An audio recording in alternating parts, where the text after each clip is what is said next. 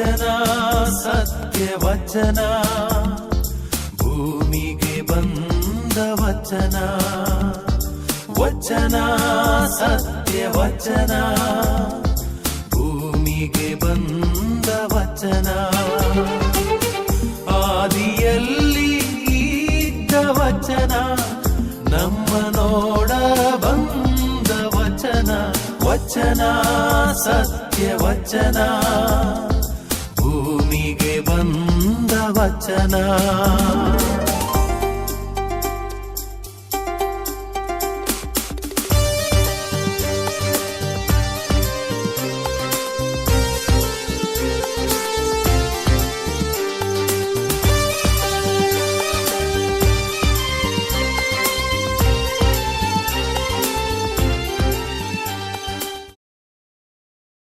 ಪ್ರಿಯರೇ, ವಚನಾಮೃತ ಕಾರ್ಯಕ್ರಮವನ್ನು ನಾವೀಗ ಆರಂಭ ಮಾಡೋಣ. ದೇವರ ವಾಕ್ಯವನ್ನು ಆಲಿಸಿಕೊಂಡು ಮತ್ತು ಅದರ ಒಂದು ಚಿಕ್ಕ ಧ್ಯಾನವನ್ನು ಮಾಡುತ್ತ ಸಂತ ಮಾರ್ಕನು ಬರೆದ ಸುವಾರ್ತೆ ಅಧ್ಯಾಯ 16 ವಾಕ್ಯ 14ರಿಂದ 18 ತನಕ. ಪ್ರೇಷಿತರಿಗೆ ಕೊಟ್ಟ ದರ್ಶನ ಹಾಗೂ ಆದೇಶ. ಆನಂತರ 11 ಮಂದಿ ಶಿಷ್ಯರು ಊಟ ಮಾಡುತ್ತಿದ್ದಾಗ ಯೇಸು ಸ್ವಾಮಿ ಪ್ರತ್ಯಕ್ಷರಾದರು. ತಾವು ಪುನರುತ್ಥಾನ ಹೊಂದಿದ ಮೇಲೆ ತಮ್ಮನ್ನು ಕಂಡವರ ಮಾತನ್ನು ಅವರು ನಂಬದಿದ್ದ ಕಾರಣ ಅವರ ಅವಿಶ್ವಾಸವನ್ನು, ಹೃದಯ ಕಾಠಿಣ್ಯವನ್ನು ಯೇಸು ಖಂಡಿಸಿದರು. ಬಳಿಕ ಅವರಿಗೆ, ನೀವು ವಿಶ್ವದ ಎಲ್ಲೆಡೆಗಳಿಗೂ ಹೋಗಿ ಜಗತ್ತಿಗೆಲ್ಲ ಶುಭ ಸಂದೇಶವನ್ನು ಪ್ರಬೋಧಿಸಿರಿ. ವಿಶ್ವಾಸ ಇಟ್ಟು ದೀಕ್ಷಾ ಸ್ನಾನ ಪಡೆಯುವವನು ಜೀವೋದ್ಧಾರ ಹೊಂದುವನು, ವಿಶ್ವಾಸಿಸದೆ ಇರುವವನು ಖಂಡನೆಗೆ ಗುರಿಯಾಗುವನು. ವಿಶ್ವಾಸಿಸುವುದರಿಂದ ಈ ಅದ್ಭುತ ಕಾರ್ಯಗಳು ಆಗುವು. ಅವರು ನನ್ನ ಹೆಸರಿನಲ್ಲಿ ದೆವ್ವಗಳನ್ನು ಬಿಡಿಸುವರು, ಹೊಸ ಭಾಷೆಗಳಲ್ಲಿ ಮಾತನಾಡುವರು, ಕೈಗಳಿಂದ ಸರ್ಪಗಳನ್ನು ಎತ್ತಿದರೂ ವಿಷ ಪದಾರ್ಥಗಳನ್ನೇನಾದರೂ ಕುಡಿದರೂ ಯಾವ ಹಾನಿಯೂ ಅವರಿಗೆ ಆಗದು. ಅವರು ರೋಗಿಗಳ ಮೇಲೆ ಕೈ ಇಟ್ಟರೆ ರೋಗಿಗಳು ಗುಣ ಹೊಂದುವರು ಎಂದರು. ಕ್ರಿಸ್ತರ ಶುಭ ಸಂದೇಶವಿದು. ಕ್ರಿಸ್ತರೇ ನಿಮಗೆ ಸ್ತುತಿಯಾಗಲಿ. ಪ್ರಿಯ ಸಹೋದರ ಸಹೋದರಿಯರೇ, ನಮ್ಮ ಜೀವನದಲ್ಲಿ ಯಾರಾದರೂ ನಮ್ಮಿಂದ ದೂರ ಸರಿದರೆ ನಮಗೆ ನೋವಾಗ್ತದೆ. ಅದು ಕೂಡ ಯಾರಾದರೂ ಕೂಡ ನಮ್ಮಿಂದ ಉಪಕಾರವನ್ನು ಪಡೆದು ದೂರ ಸರಿದರೆ, ಅದರಲ್ಲಿ ಕೂಡ ನಂತರ ನಮಗೆ ಕಷ್ಟಗಳು ಬಂದಾಗ ನಮ್ಮ ಪರಿಚಯ ಇಲ್ಲದಾಗೆ ಮಾಡಿದರೆ ನಮ್ಮ ನೋವು ತೀವ್ರವಾಗುತ್ತದೆ. ಅಂಥವರ ಬಗ್ಗೆ ನಾವು ಹಗಲು ರಾತ್ರಿ ಕೈ ಅನುಭವದಿಂದ ನೋಡುತ್ತೇವೆ. ನಮ್ಮ ವಿಮೋಚನೆಗಾಗಿ ಈ ಭೂಲೋಕಕ್ಕೆ ಮನುಷ್ಯರಾಗಿ ಬಂದಂಥ ಯೇಸು ಸ್ವಾಮಿ ಜನರಿಗೆ ಏನೆಲ್ಲ ಮಾಡಿದರು, ಎಲ್ಲ ರೀತಿಗಳ ಆಶೀರ್ವಾದವನ್ನು ನೀಡಿದರು. ಎಲ್ಲ ರೀತಿಗಳ ಆಶೀರ್ವಾದವನ್ನು ಕೊನೆಗೆ ಏನಾಯಿತು? ಈ ಯಹೂದಿ ಮುಖಂಡರು, ಪ್ರಬೋಧಕರು, ಮುಖ್ಯ ಯಾಜಕರು ಎಲ್ಲರೂ ಕೂಡ ಕೂಡಿಕೊಂಡು ಯೇಸು ಸ್ವಾಮಿಯನ್ನು ಮರಣದಂಡನೆಗೆ ಗುರಿ ಮಾಡಿದಾಗ ಶಿಷ್ಯರೆಲ್ಲರೂ ಕೂಡ, ಯಾರೆಲ್ಲ ಕೂಡ ಯೇಸು ಸ್ವಾಮಿಯಿಂದ ಉಪಕಾರ ಪಡೆದಿದ್ದರೋ ಅವರೆಲ್ಲ ಚದುರಿ ಹೋದರು. ಅವರ ಜೊತೆ ಯಾರು ಇರಲಿಲ್ಲ. ಮಾತೆ ಮೇರಿ ಮತ್ತೆ ಓರ್ವ ಶಿಷ್ಯ ಬಿಟ್ಟರೆ ಬೇರೆಲ್ಲರೂ ಕೂಡ ಓಡಿ ಹೋಗಿದ್ದರು. ಅಂಜಿಕೆ ಆಗಿತ್ತು ಅವರಿಗೆ. ಸರಿ, ಅಂಥವರ ಹಿಂದೆ ನಾವಾದರೂ ಖಂಡಿತವಾಗಿಯೂ ಹೋಗುವುದಿಲ್ಲ. ಯಾಕಂತ ಹೇಳಿದ್ರೆ ನಮ್ಮ ಕಷ್ಟ ಕಾಲದಲ್ಲಿ ಅವರು ನಮ್ಮನ್ನು ಬಿಟ್ಟು ಹೋಗಿದ್ದಾರೆ ಎಂಬ ಒಂದು ಕಹಿ ಭಾವನೆ ನಮ್ಮಲ್ಲಿ ಯಾವತ್ತೂ ಕೂಡ ಇರ್ತದೆ. ಇನ್ನು ನಮಗೆ ಇಂಥವರ ಸಹವಾಸ ಬೇಡ ಅಂತ ಅನ್ನಿಸ್ತದೆ. ಆದರೆ ಯೇಸು ಸ್ವಾಮಿ ಏನು ಮಾಡ್ತಾರೆ? ಯಾವ ಶಿಷ್ಯರು ಭಯದಿಂದ ಚದುರು ಹೋಗಿದ್ದಾರೋ, ತಾವು ಪುನರುತ್ಥಾನ ಆದ ಮೇಲೆ ಪ್ರಪಂಚದಲ್ಲಿನ ಅತಿ ದೊಡ್ಡ ಜಯ ಯಾವುದು ಅಂತ ಕೇಳಿದರೆ ಇದು ಆಗಿದೆ.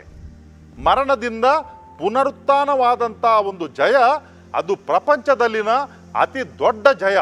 ಬೇರೆ ಯಾವ ಕೂಡ ಜಯ ಬೇರೆ ಕೂಡ ಯಾವುದು ಕೂಡ ಇಲ್ಲ. ಇದಕ್ಕಿಂತಲೂ ಮಿಗಿಲಾದುದು. ಒಬ್ಬ ಅರಸನು ಇನ್ನೊಬ್ಬನನ್ನು ಸೋಲಿಸ್ತಾನೆ, ಆದರೆ ಕೊನೆಗೆ ಆತನು ಕೂಡ ಸಾಯಲೇಬೇಕು. ಈ ಪ್ರಪಂಚದಲ್ಲಿ ಶಕ್ತಿಶಾಲಿ ಜನ ಇದ್ದಾರೆ, ಎಲ್ಲರೂ ಕೂಡ ಸಾಯಬೇಕು. ಆದರೆ ಯೇಸು ಸ್ವಾಮಿ ಆ ಮನುಷ್ಯರ ಜೀವನವನ್ನು ಕೊನೆಗೊಳಿಸುವಂಥ ಮರಣದ ಮೇಲೆ ಜಯ ಸಾಧಿಸಿದ್ದಾರೆ ಮತ್ತು ನಮಗೆಲ್ಲರಿಗೂ ಕೂಡ ಆ ಜಯವನ್ನು ಅವರು ನೀಡಿದ್ದಾರೆ, ನಮಗೆಲ್ಲರಿಗೂ ಕೂಡ ಅದರಲ್ಲಿ ಪಾಲು ನೀಡಿದ್ದಾರೆ. ಅಂತ ಯೇಸು ಸ್ವಾಮಿ ತಮ್ಮನ್ನು ಬಿಟ್ಟು ಹೋದಂಥ ಶಿಷ್ಯರನ್ನು ಏನು ಮಾಡ್ತಾರೆ ಅಂತ ಹೇಳಿದರೆ ಶಿಕ್ಷಿಸುವುದಿಲ್ಲ, ಬದಲಾಗಿ ಅವರನ್ನು ಕಾಣಿಸಿಕೊಳ್ತಾರೆ. ಅವರಿಗೆ ತಿಳಿದಿತ್ತು ಈ ಶಿಷ್ಯರು ಜಾಸ್ತಿ ಓದು ಬರಹ ಇಲ್ಲ, ಅವರಲ್ಲಿ ಶಕ್ತಿ ಇಲ್ಲ, ಯಾಕಂತ ಹೇಳಿದ್ರೆ ಅವರು ಯಾವುದೇ ಪದವಿಯಲ್ಲಿ ಇಲ್ಲ. ಆದ ಕಾರಣ ಯೇಸು ಸ್ವಾಮಿ ಅವರನ್ನು ಕನಿಕರದಿಂದ ಕಾಣ್ತಾರೆ. ಅವರನ್ನು ಏನು ಮಾಡ್ತಾರೆ ಅಂತ ಹೇಳಿದ್ರೆ ಕಾಣಿಸಿಕೊಳ್ತಾರೆ, ಮತ್ತೆ ಧೈರ್ಯ ತುಂಬುತ್ತಾರೆ, ಸಮಾಧಾನ ನೀಡುತ್ತಾರೆ. ಅವರಲ್ಲಿದ್ದಂಥ ಅಂಜಿಕೆ ಮತ್ತು ಹೆದರಿಕೆಯನ್ನು ತೆಗೆದು ಬಿಡುತ್ತಾರೆ. ಮತ್ತೇನು ಮಾಡ್ತಾರೆ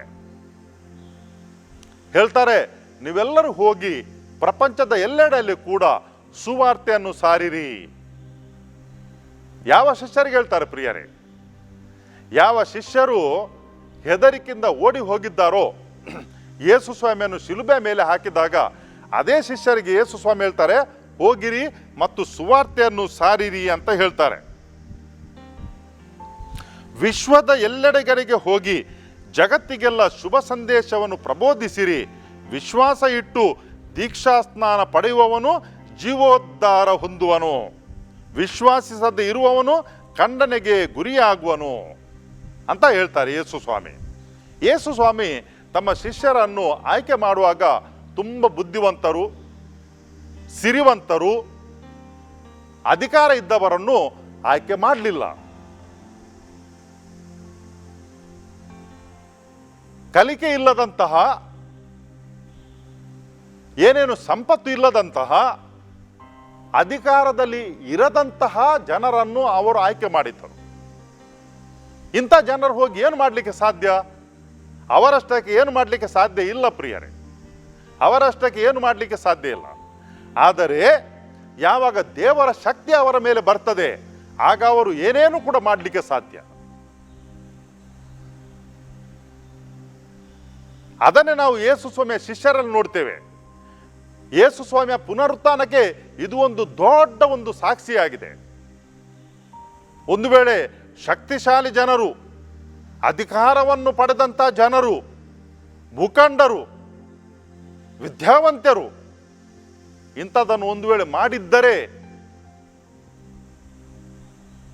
ಆಗ ಹೇಳ್ಬಹುದಿತ್ತು, ಅವರವರ ಅಧಿಕಾರದಿಂದ ಮಾಡಿದ್ದಾರೆ, ಹಣಬಲದಿಂದ ಮಾಡಿದ್ದಾರೆ ಅಂತ ಹೇಳಿಕೊಂಡು. ಆದರೆ ಯೇಸು ಸ್ವಾಮಿಯ ಪುನರುತ್ಥಾನವನ್ನು ಸಾರಿದಂಥ ಜನರು ಯಾರು? ಶಿಕ್ಷಣ ಇಲ್ಲದ ಜನರು, ಅಧಿಕಾರ ಇಲ್ಲದಂತಹ ಸಾಮಾನ್ಯ ಜನರು,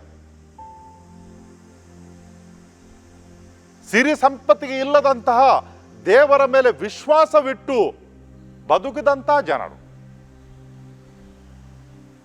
ಯೇಸು ಸ್ವಾಮಿ ಪುನರುತ್ಥಾನ ಆದಾಗ ಈ ಯಹೂದಿ ಮುಖಂಡರು ತುಂಬ ಪ್ರಯತ್ನ ಪಟ್ಟಿದ್ದರು, ಮುಖ್ಯ ಯಾಜಕರು, ಹೀಗೆ ಆಗಲಿಕ್ಕೆ ಸಾಧ್ಯನೇ ಇಲ್ಲ ಅಂತ ಹೇಳಿ ಲಂಚ ಕೂಡ ಕೊಟ್ಟಿದ್ದರು ಅವರು ಈ ಸಿಪಾಯಿಗಳಿಗೆ, ಸೈನಿಕರಿಗೆ. ನಾವು ಮಲಗಿದ್ದಾಗ ಯೇಸು ಸ್ವಾಮಿಯ ಶವವನ್ನು ಕೊಂಡು ಹೋಗಿದ್ದಾರೆ ಅಂತ ಹೇಳಿಕೊಂಡು, ನಿಮ್ಗೇನು ತೊಂದರೆ ಬಂದರೆ ನಾವು ನೋಡಿಕೊಳ್ತೇವೆ ಅಂತ ಹೇಳಿದರು. ಹೀಗೆ ಅನೇಕ ರೀತಿಯಲ್ಲಿ ಯೇಸು ಸ್ವಾಮಿ ಪುನರುತ್ಥಾನ ಆಗಲಿಲ್ಲ ಎಂಬ ಕಟ್ಟುಕಥೆಗಳನ್ನು ಕಟ್ಟಿ ಜನರಲ್ಲಿ ಅವರು ತೂರಿಬಿಟ್ಟಿದ್ದರು. ಆದರೆ ಅದು ಯಾವುದು ಕೂಡ ಯೇಸು ಸ್ವಾಮಿಯ ಪುನರುತ್ಥಾನವಾದಂಥ ಯೇಸು ಸ್ವಾಮಿಯ ದೇವರ ಮುಂದೆ ನಿಲ್ಲುವುದಿಲ್ಲ. ಯಾಕಂತ ಹೇಳಿದ್ರೆ ಈ ಸಾಮಾನ್ಯ ಜನರು ಹೋಗಿ ಪ್ರವಚನ ಮಾಡಲಿಕ್ಕೆ ಆರಂಭ ಮಾಡಿದರು. ಯಾರ ಮುಂದೆ? ಅದೇ ಮುಖ್ಯ ಯಾಜಕರ ಮುಂದೆ. ಸೈನಿಕರನ್ನು ಹೆದರದೆ, ಅಂದಿನ ಕಾಲದ ರೋಮ್ ಚಕ್ರಾಧಿಪತ್ಯ, ಇಂದು ನಾವು ಏನು ಅಮೆರಿಕವನ್ನು ಅತಿ ಶಕ್ತಿಶಾಲಿಯಾದಂಥ ರಾಷ್ಟ್ರ ಅಂತ ಎಂದು ಹೇಳುತ್ತೇವೆ, ಅಂಥ ಶಕ್ತಿಶಾಲಿಯಾದ ರಾಷ್ಟ್ರದ ಮುಂದೆ ನಿಂತು ಯೇಸು ಸ್ವಾಮಿಯ ಪ್ರವಚನವನ್ನು ಮಾಡಲಿಕ್ಕೆ ಅವರು ಆರಂಭ ಮಾಡಿದರು. ಯಾವ ಯೇಸು ಸ್ವಾಮಿಯನ್ನು ನೀವು ಶಿಲುಬೆಗೆ ಏರಿಸಿದ್ದೀರೋ, ಮರಣದಂಡನೆ ನೀಡಿದ್ದೀರೋ, ಅದೇ ಯೇಸು ಸ್ವಾಮಿ ನಮ್ಮ ಗುರುಗಳು, ಅವರು ಮರಣದಿಂದ ಪುನರುತ್ಥಾನ ಆಗಿದ್ದಾರೆ. ಎಂಥ ಒಂದು ಧೈರ್ಯ ಪ್ರಿಯರೇ, ಎಂಥ ಒಂದು ಧೈರ್ಯ! ಯಾಕಂತ ಹೇಳಿದ್ರೆ ಮರಣಕ್ಕೆ ಹೆದರ್ಲಿಲ್ಲ ಅವರು. ಅದನ್ನು ಎದುರಿಸಲಿಕ್ಕೆ ಈ ಅಧಿಕಾರದ ಸ್ಥಾನದಲ್ಲಿದ್ದಂಥ ಜನರಿಗೆ ಕೂಡ ಆಗಲಿಲ್ಲ. ಇದು ಪುನರುತ್ಥಾನವಾದಂಥ ಯೇಸು ಸ್ವಾಮಿಯ ಶಕ್ತಿ. ಎಲ್ಲೆಡೆ ಹೋಗಿ ಶಿಷ್ಯರು ಯೇಸು ಸ್ವಾಮಿಯ ಪುನರುತ್ಥಾನವನ್ನು ಸಾರಿದರು. ಅದರ ಫಲವಾಗಿ ಎಷ್ಟು ಜನರು ಪವಿತ್ರ ಧರ್ಮಸಭೆಗೆ ಬಂದರು, ತುಂಬ ಜನರು. ಇದು ಸಾದ ಜನರು ಮಾಡಿದಂಥ ಕೆಲಸ. ಯೇಸು ಸ್ವಾಮಿಯ ಶಿಷ್ಯರು ಯೇಸು ಸ್ವಾಮಿ ಅವರನ್ನು ಕಾಣಿಸಿಕೊಂಡು ಧೈರ್ಯ ತುಂಬಿದರು, ಮತ್ತೆ ಅವರ ಜೊತೆ ಇದ್ದರು. ಅದರ ಫಲವಾಗಿ ಈ ಶಿಷ್ಯರು ಹೋಗಿ ಸುವಾರ್ತೆಯನ್ನು ಸಾರಲಿಕ್ಕೆ ಶುರು ಮಾಡಿದರು. ಯೇಸು ಸ್ವಾಮಿಗೆ ತಿಳಿದಿತ್ತು, ಇವರು ಹೀಗೆ ಹೋಗುವಾಗ ಅವರು ಕಷ್ಟಗಳು ಅನುಭವಿಸಲಿಕ್ಕೆ ಸಿಗ್ತದೆ, ಅವರಿಗೆ ಜನರು ಅವರ ಮೇಲೆ ತಿರುಗಿ ಬೀಳ್ತಾರೆ, ಇದೆಲ್ಲ ಕೂಡ ತಿಳಿದಿತ್ತು. ಅದಕ್ಕೆ ಯೇಸು ಸ್ವಾಮಿ ಏನು ಹೇಳ್ತಾರೆ, ಮೊದಲೇ ಹೇಳಿಕೊಡ್ತಾರೆ. ಏನಂತ ಹೇಳಿದ್ರೆ, ವಿಶ್ವಾಸಿಸುವುದರಿಂದ ಈ ಅದ್ಭುತ ಕಾರ್ಯಗಳು ಆಗುವು. ಯೇಸು ಸ್ವಾಮಿಯ ಬಗ್ಗೆ ಪ್ರವಚನ ಮಾಡುವಾಗ ಶಿಷ್ಯರು ಯೇಸು ಸ್ವಾಮಿಯ ಹೆಸರಿನಲ್ಲಿ ಅನೇಕ ಪವಾಡಗಳನ್ನು, ಅದ್ಭುತಗಳನ್ನು, ಸೂಚಕ ಕಾರ್ಯಗಳನ್ನು ಮಾಡಿದ್ದರು. ಅದರಿಂದ ಆ ವೈರಿ ಜನರಿಗೆ ಇನ್ನೂ ಕೂಡ ತುಂಬ ಕಳವಳ ಬಂದಿತ್ತು, ಏನು ಮಾಡುದು ಇವರನ್ನು ಅಂತ ಹೇಳಿಕೊಂಡು. ಆಗ ಯೇಸು ಸ್ವಾಮಿ ಏನು ಹೇಳ್ತಾರೆ, ಈ ಅದ್ಭುತ ಕಾರ್ಯಗಳು ಆಗುವು. ಅವರು ನನ್ನ ಹೆಸರಿನಲ್ಲಿ ದೆವ್ವಗಳನ್ನು ಬಿಡಿಸುವರು. ಶಿಷ್ಯರು ಹೊಸ ಭಾಷೆಗಳಲ್ಲಿ ಮಾತನಾಡುವವರು. ಈ ಶಿಷ್ಯರು ಅವರು ಗಲೀಲೆದವರು. ಅವರಿಗೆ ಈ ದೊಡ್ಡ ದೊಡ್ಡ ಭಾಷೆಗಳು ಬರುತ್ತಿರಲಿಲ್ಲ. ಅರಮಾಯಿಕ್ ಭಾಷೆ ಒಂದು ಬರ್ತಿತ್ತು, ಸಾಮಾನ್ಯ ಭಾಷೆ. ಹಿಬ್ರು ಭಾಷೆ ಅದು ಕಲಿಬೇಕಿದ್ರೆ ಸಾಮಾನ್ಯವಾಗಿ ಆಗುತ್ತಿರಲಿಲ್ಲ. ಗುರುಗಳ ಪಾದದ ಅಡಿಯಲ್ಲಿ ನಿಂತು ಅಥವಾ ಅಲ್ಲಿ ಕುಳಿತುಕೊಂಡು ಕಲಿಬೇಕಾಗಿತ್ತು, ಹಣ ಕೊಡಬೇಕಾಗಿತ್ತು ಅದಕ್ಕೆ. ಈ ಅರಮಾಯಿಕ್ ಭಾಷೆ ಸಾಮಾನ್ಯ ಭಾಷೆ. ಆದರೆ ಈ ಶಿಷ್ಯರು ಏನು ಮಾಡಿದರು, ಯೇಸು ಸ್ವಾಮಿ ಅವರಿಗೆ ಕಾಣಿಸಿಕೊಂಡು ಹೋಗಿ ಸುವಾರ್ತೆಯನ್ನು ಸಾರಿರಿ ಅಂತ ಹೇಳಿದ ಮೇಲೆ ಅವರು ಹೋದರು ಬೇರೆ ಬೇರೆ ದೇಶಗಳಿಗೆ. ಅದು ಭಾಷೆ ಏನು, ಜನರು ಯಾರು, ಸಂಸ್ಕೃತಿ ಏನು ಕೂಡ ಅವರಿಗೆ ತಿಳಿದಿಲ್ಲ. ಭಾರತ ದೇಶಕ್ಕೆ ಕೂಡ ಒಬ್ಬ ಶಿಷ್ಯರು ಬಂದರು. 2000 ವರ್ಷಗಳ ಹಿಂದೆ ಯೋಚನೆ ಮಾಡೋಣ. ವಾಹನಗಳಿಲ್ಲ, ರೈಲಿಲ್ಲ, ವಿಮಾನ ಇಲ್ಲ, ಎಷ್ಟು ಮೈಲುಗಟ್ಟಲೆ ದಾರಿ ಕ್ರಮಿಸಿಕೊಂಡು ಬಂದರು. ಯಾರು ಜನರು, ಏನು ಮಾತಾಡ್ತಾರೆ ಅವರು, ಅವರ ಹತ್ರ ಹೇಗೆ ಸಂವಹನವನ್ನು ಮಾಡುವುದು, ಸಂಪರ್ಕ ಹೇಗೆ ಮಾಡುವುದು, ಯಾವುದರ ಬಗ್ಗೆ ಯೋಚನೆ ಮಾಡಲಿಲ್ಲ ಅವರು ಸುಮ್ಮನೆ ಹೋದರು, ದೇವರ ಮೇಲೆ ನಂಬಿಕೆ ಇಟ್ಟು. ಆದರೆ ಎಲ್ಲಿ ಹೋದರೋ ಅಲ್ಲಿ ಕಷ್ಟಗಳನ್ನು ಖಂಡಿತವಾಗಿ ಪಟ್ಟರವರು. ಅವರಿಗೆ ಕೂಡ ತುಂಬ ಕಿರುಕುಳ ಕೊಟ್ಟರು, ತುಂಬ ಕಿರುಕುಳ, ಸ್ವಲ್ಪ ಅಲ್ಲ, ದಂಡಿಸಿದರು. ಆದರೂ ಕೂಡ ಅವರು ಯಾವುದಕ್ಕೆ ಕೂಡ ಹೆದರಲಿಲ್ಲ. ಯಾಕಂತ ಹೇಳಿದರೆ, ಹಾಗೆ ಮಾಡಲಿಕ್ಕೆ ಹೇಳುವಾಗ ಯೇಸು ಸ್ವಾಮಿ ಏನು ಹೇಳ್ತಾರೆ ಅಂತ ಹೇಳಿದರೆ, ಹೊಸ ಭಾಷೆಗಳಲ್ಲಿ ಮಾತನಾಡುವರು. ಆನಂತರ ಕೈಗಳಿಂದ ಸರ್ಪಗಳನ್ನು ಎತ್ತಿದರೂ ಕೂಡ ವಿಷ ಪದಾರ್ಥಗಳನ್ನೇನಾದರೂ ಕುಡಿದರೂ ಯಾವ ಹಾನಿಯೂ ಅವರಿಗೆ ಆಗದು. ರೋಗಿಗಳ ಮೇಲೆ ಕೈ ಇಟ್ಟರೆ ರೋಗಿಗಳು ಗುಣ ಹೊಂದುವರು. ಒಳಿತೆಲ್ಲ ಆಗುವುದು, ಒಳಿತೆಲ್ಲ ಕೂಡ ಆಗುವುದು. ಆದರೆ ಯಾರಾದರೂ ಮತ್ಸರ ಪಟ್ಟುಕೊಂಡು ಇವರನ್ನು ದಂಡಿಸಿದರೆ, ಕಠಿಣ ಶಿಕ್ಷೆಗೆ ಒಳಪಡಿಸಿದರೆ ಏನು ಕೂಡ ಆಗಲಿಕ್ಕಿಲ್ಲ. ವಿಷ ಸರ್ಪಗಳನ್ನು ಅಥವಾ ವಿಷವೇನಾದರೂ ಸೇವಿಸಿದರೆ ಅವರಿಗೆ ಹಾನಿ ಆಗದು. ಅದರ ಅರ್ಥ ಇದಲ್ಲ, ಅವರಿಗೆ ನೋವಿದ್ದಿಲ್ಲ, ಕಷ್ಟಗಳಿದ್ದಿಲ್ಲ, ಸಾವಿದ್ದಿಲ್ಲ ಅಂತಲ್ಲ, ಅದೆಲ್ಲ ಕೂಡ ಉಂಟು. ಆದರೆ ಅವರ ಧೈರ್ಯವನ್ನು ಯಾರು ಕೂಡ ತೆಗೆಯಲಿಕ್ಕೆ ಸಾಧ್ಯ ಇಲ್ಲ. ಅವರನ್ನು ಕೊಲ್ಲಿಕ್ಕೆ ಯಾರು ಕೂಡ ಸಾಧ್ಯ ಇಲ್ಲ. ದೇಹದಲ್ಲೇ ಅವರನ್ನು ಕೊಲ್ಲಬಹುದು, ಆದರೆ ಅವರು ಯೇಸು ಸ್ವಾಮಿಯ ಜೊತೆಗೆ ಅನಂತಕ್ಕೆ ಜೀವಿಸುವರೆಂಬ ಒಂದು ಆಶ್ವಾಸನೆಯನ್ನು ಯೇಸು ಸ್ವಾಮಿ ಕೊಟ್ಟರು. ಅದಕ್ಕಲ್ವೇ ಪ್ರಿಯರೇ, 2000 ವರ್ಷಗಳ ಹಿಂದೆ ಈ ಶಿಷ್ಯರು ಹೋಗಿ ಬೇರೆ ಬೇರೆ ದೇಶಗಳಲ್ಲಿ, ಬೇರೆ ಬೇರೆ ಜಾಗಗಳಲ್ಲಿ ಸುವಾರ್ತೆಯನ್ನು ಸಾರಿದರು. ಇವತ್ತು ಅವರನ್ನು ನಾವು ಹೇಗೆ ಕಾಣ್ತೇವೆ?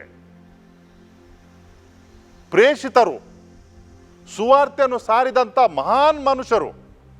ಅವರ ಜೀವನದಲ್ಲಿ ಅಧಿಕಾರವನ್ನು ಅನುಭವಿಸಲಿಲ್ಲ ಅವರು.